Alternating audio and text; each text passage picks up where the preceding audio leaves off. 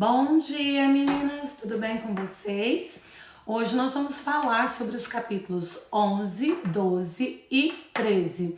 E a gente já começa ali no capítulo 11 falando sobre a importância da oração, que é algo que eu tenho falado muito aqui. Acredito que todas as minhas colaboradoras quando falaram também bateram nessa tecla da oração, mas é porque a gente vai ver tanto em todos os evangelhos, tanto no evangelho de Lucas, Marcos, Mateus e João, a importância. Jesus fazia questão de falar sobre a oração, mas também de exemplificar orando. Então, mais uma vez, a gente já começa aqui falando sobre a oração, porque é algo muito importante na vida de nós cristãos. E ele vai dizer ali, né, que quando você bate, a porta se abre, quando você pede, dar-se-vos-á. Ele ainda vai dizer depois, num momento mais à frente, ali no capítulo 11, qual é o pai que quando o filho pede, né, um pão, o pai dá uma pedra, ou quando pede um peixe, o pai dá uma cobra, ou quando pede um ovo, o pai dá um escorpião. Se nós, né, que somos humanos, cheios de falhas, com os nossos corações ruins, por mais que sejamos uns seres humanos um pouco melhores, que eu acredito que aqui nesse grupo nós estamos num nível mais alto, verdade, meninas? Mas mesmo assim, a gente ainda tem as nossas falhas, os nossos erros, e ainda assim, se o meu filho chegasse para mim e me pedisse um pão, eu jamais daria pedra, ainda capricharia, passaria uma manteiguinha, pergunto, a gente que é mãe, sabe que às vezes a gente gosta de mimar os nossos filhos, fazer o que cada um gosta, e assim é o nosso pai. Se nós que somos humanos, que fazemos isso com os nossos filhos, o que Jesus está falando? Imagina o seu Pai Celestial. Você acha que Ele não vai te dar o que você está pedindo? Mas eu não sei se vocês observaram uma coisinha aí. Jesus está falando de pão, peixe e ovo. E o que isso nos remete?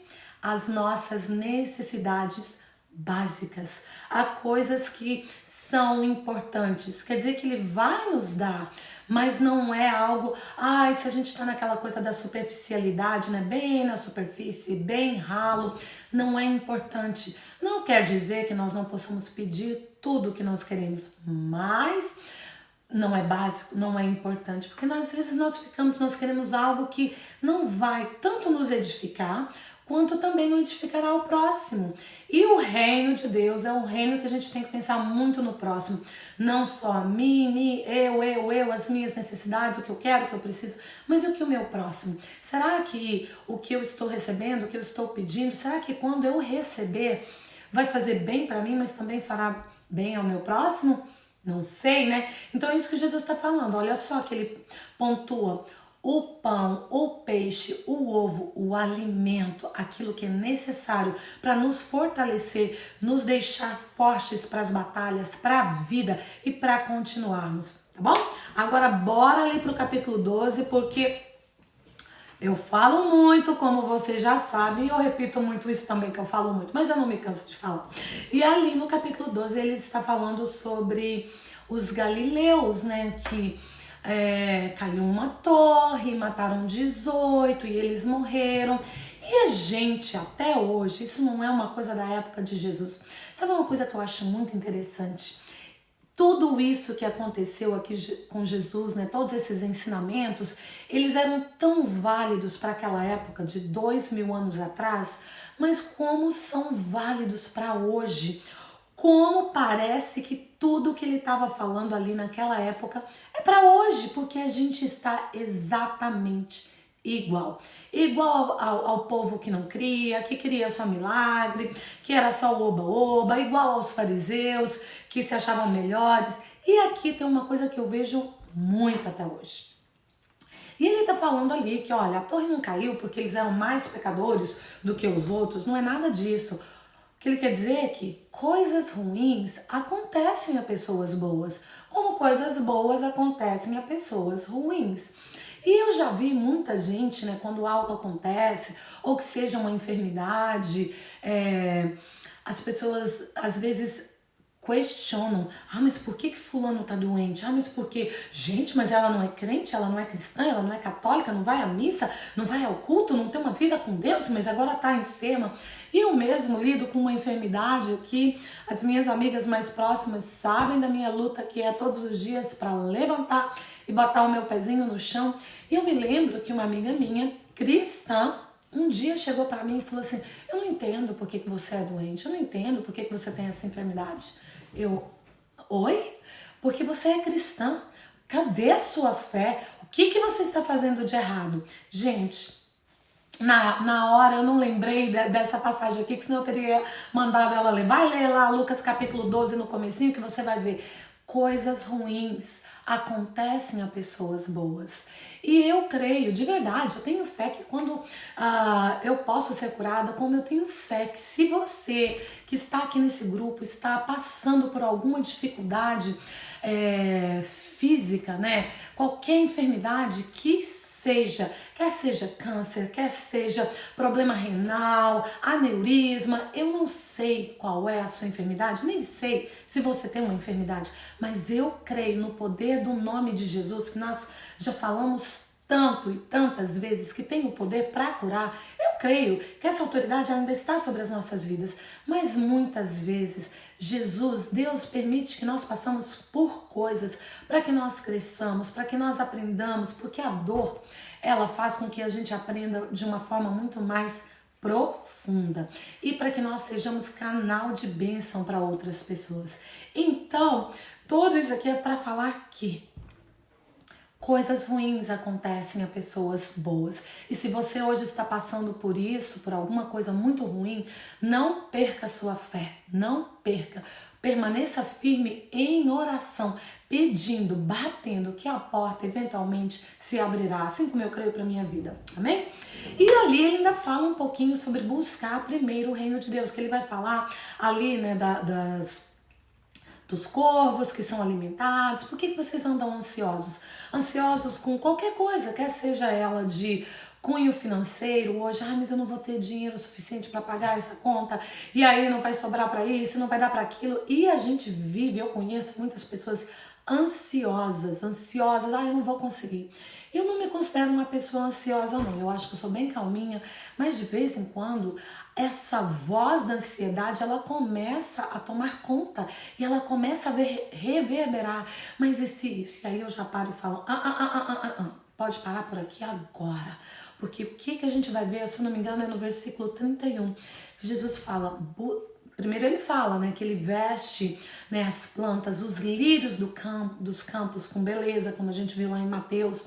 E se ele cuida dos pássaros, são alimentados, tanto com as penugens mais lindas. Por que a gente deve andar ansiosos pelo que vestir, pelo que comer? Pelas coisas básicas e pelas coisas que hoje em dia a gente tem uma vida mais ativa, tem tantas atividades, tantas coisas a serem concretizadas, mas ele fala, se eu não me engano é no 31 ou no 32, buscai primeiro o reino de Deus e todas essas coisas vos serão acrescentadas. Ou seja, novamente, a nossa prioridade é o reino de Deus. E quando a gente coloca o reino em primeiro lugar, a presença dele em primeiro lugar, todas as outras coisas, elas nos são acrescentadas. Porque quando a nossa prioridade, quando o nosso centro é o nosso Deus, ele toma conta de todas as outras coisas. Até naqueles dias que parece que não vai ter solução.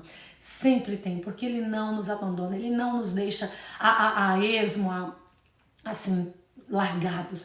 Não é isso que ele faz conosco. Quando nós colocamos o reino dele em primeiro lugar, todas as outras coisas, e até coisas supérfluas, porque às vezes eu vejo Jesus me surpreendendo de uma forma que eu falo, ai Senhor, só o Senhor mesmo, para ser esse Deus que supre, né, que faz tudo. E eu acabei misturando o capítulo 13 com o 12, porque na verdade a Torre de Siloé tá no 13 e não no 12, mas tudo bem, porque é assim mesmo, a gente tá aqui tentando falar de uma coisa e de outra, tentando resumir os capítulos. Então, me perdoe que eu fiz uma saladinha aí entre os capítulos. Eu acabei de mudei aqui na minha Bíblia, né? Agora vamos fazer versão Edilene, a Torre de Siloé passou a pertencer ao capítulo 12. Mas brincadeiras à parte, é isso. Buscai primeiro o reino de Deus. E ali no capítulo 13, aí sim, tem uma coisinha que eu quero falar aqui rapidamente, que é sobre a cura de uma mulher, né? Jesus estava ali na sinagoga, né? A igreja dos judeus. Como de costume, que a gente já viu no sábado, Jesus tinha autoridade para estar na sinagoga pregando, falando, exortando. E ali tinha uma mulher que estava 18 anos. Ela não estava endemoniada, mas ela era possuída de um espírito de enfermidade. Ah, tá. Então quem está enferma é endemoniada, tem um espírito de enfermidade? Nem toda enfermidade, mas há algumas enfermidades que sim. Que sim. Então, é algo para a gente se pensar, para orar. Não estou dizendo que toda enfermidade tem esse cunho espiritual, mas algumas sim. E no caso desta mulher, a enfermidade que ela tinha era 100% de cunho espiritual. Era um demônio de enfermidade. E ela estava já 18 anos curvada, ou seja, né, com o corpo todo, a curvatura para baixo, porque não era curvada para cima, ela era curvada para baixo. E ela já estava 18 anos sofrendo dessa enfermidade. E Jesus a vê lá no meio do povo, vem para cá, minha filha, que esse negócio não tá certo. Ele impõe as mãos sobre ela e ela é curada imediatamente. E uma coisa que me chamou a atenção quando eu estava lendo é que quando você está curvado, você olha para baixo, você olha para as coisas da terra, você esquece de olhar para cima. Não é nem que esquece a posição, né? A própria enfermidade a limitava. E muitas vezes, a limitava, né? Olhar para cima. E muitas vezes nós nos encontramos nesta mesma posição. Às vezes não fisicamente de estarmos curvadas para baixo, mas espiritualmente. Nós esquecemos de olhar para cima. Lembra que a gente já leu buscar as coisas do alto, porque é lá nas regiões celestiais que nós encontramos o nosso Deus e a gente esquece de buscar a Deus. E aí passamos 10 anos, 18 anos, 28 anos, não sei, mas curvadas, presas nessa posição que nos impede de buscar a Deus. Mas mesmo assim, Jesus com toda a sua misericórdia nos vê, nos chama, impõe as mãos e cura. E ali tem algo muito interessante, porque ela foi restituída. Automaticamente ela ficou reta, a posição, o corpo. Olha Jesus desafiando as leis da física, da anatomia, da fisiologia, porque por mais que ela fosse curada, né, ela teria que passar por uma fisioterapia para restaurar ali a musculatura, para a musculatura ganhar força e levantar o corpo dela. Mas com Jesus não acontece assim não. Jesus é assim, de uma vez, cura e pronto. E tem uma outra coisinha aí que os fariseus ficaram indignados porque era sábado e ainda disse para a mulher: vocês têm 6 dias da semana para vir aqui buscar a cura, tem que vir logo no sábado. Não dava para ter vindo ontem, que era sexta. Hoje não é dia disso não. Mas Jesus já diz: olha, aqui, eu não estou aqui para curar na sexta, no domingo, é qualquer dia. Novamente, esquece da sua religiosidade. Vem para mim que não importa, eu sou o Senhor do sábado. Eu opero milagres qualquer dia porque eu não estou preso a essa caixinha que vocês tentam me colocar. Então, novamente, ele faz uma outra cura no sábado, deixando a gente entender que o sábado em si não é o importante. O importante é termos o descanso nele, mas aprendemos dele que não é o dia em si e o momento, tá bom? Então o que a gente tira hoje? Primeiro, novamente, pela 39ª vez, e já garanto para vocês que não vai ser a última vez, a importância da oração. Vamos orar. A oração, ela quebra cadeias, ela rompe grilhões, ela abre portas, ela faz o extraordinário acontecer. Outra coisa é que pararmos de julgar, porque quando a gente vê uma pessoa passando por alguma coisa difícil, ruim, nós nos colocamos nesta posição de superioridade. Hoje é minha amiga, amanhã pode ser eu. Amanhã pode ser eu. E não quer dizer que porque ela está passando por alguma dificuldade, significa que ela fez algo de errado. Coisas boas acontecem a pessoas ruins. E por último, vamos deixar que Jesus imponha as mãos dele sobre nós e que nós sejamos endireitadas, que nós possamos andar com os nossos corpos retos, olhando para cima, buscando a salvação, buscando as nossas bênçãos do alto, olhando para aquele que tem o poder de fazer com que nós caminhamos em santidade, em retidão, não só fisicamente, mas espiritualmente.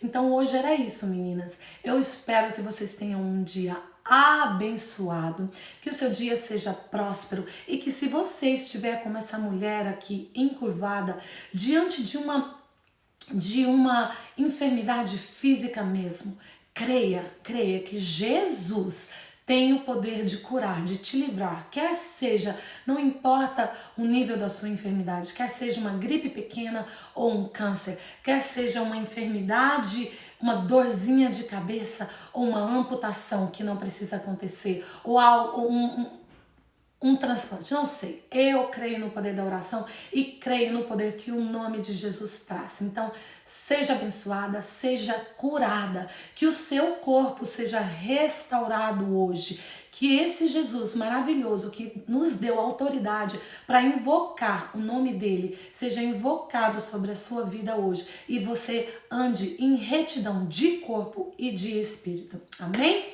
A gente se vê em breve aqui em Lucas. Deus abençoe o seu dia.